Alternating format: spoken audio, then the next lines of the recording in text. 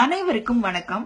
நம்ம தமிழ் மொழியில இருக்க சில எழுத்துக்களுடைய உச்சரிப்பை பத்தி நான் பேச போறேன். நம்ம மொழியில சின்னது பெருசுன்னு சொல்லுவோம் இல்லையா? சின்னனா பெரியனா, சின்னலா பெரியலா, சின்னரா பெரியரா.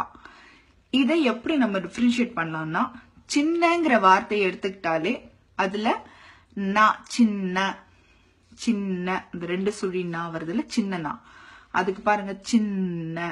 உங்களோட டங் ஃப்ரண்ட்ல மேல வரும். நாக்கு மடங்காது. நாக்கு முன்னாடி வரும். இப்படி மடங்காம இப்படியே வரும் முன்னாடி. அதுதான் சின்ன. நாக்கும் சரி, லாக்கும் சரி, ராக்கும் சரி. நான் சொல்லும் பொழுதே நீங்க பார்க்கலாம். Let's try examples. மல்லிகை, மல்லிகை.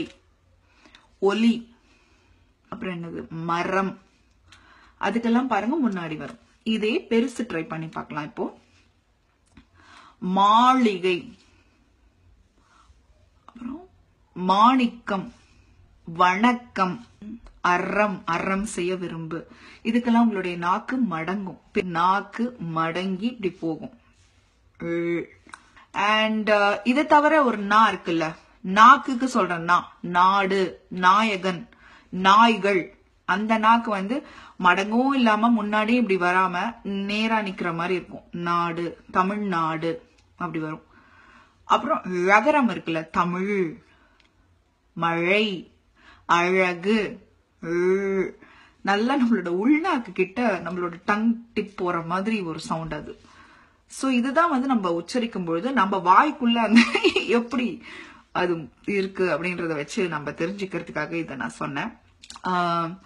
அதாவது மொழிங்கிறதே கம்யூனிகேஷனுக்கான ஒரு கருவியா கண்டுபிடிக்கப்பட்ட விஷயம்தான். பேச்சு திறன் இல்லாதவங்களும் கம்யூனிகேட் பண்றதுக்கான வகைகள் இருக்கு. சோ இதுல தப்பு பண்ணா அது ஐயோ தப்பு பண்ணிட்டாங்களே நம்ம புடிச்சு அவங்கள காலரை புடிச்சு உழுக்கணுங்கிற விஷயம் கிடையாது.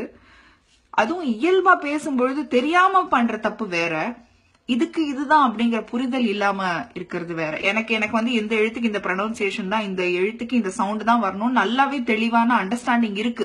இருந்தாலும் நான் வேகமா பேசும்போதோ இல்ல உணர்ச்சி வசமா பேசும்போதோ இல்ல சம்டைம்ஸ் நிறுத்தி நிதானமா பேசும்போது கூட எனக்கும் அந்த பிழைகள் வரும். வாய் தவறி ஸ்லிப் ஆஃப் த டங் சொல்லுவோம்ல, அப்படி மாத்தி நம்ம சொல்லுவோம். But that's different. அது நான் சொல்லல. நிறைய பேர் இதுக்கு இதுதான் அப்படின்ற ரியலைசேஷனே இல்லாம பேசிட்டு இருப்பாங்க. அவங்களுக்கு யூஸ் ஆகுறதுக்காக தான்.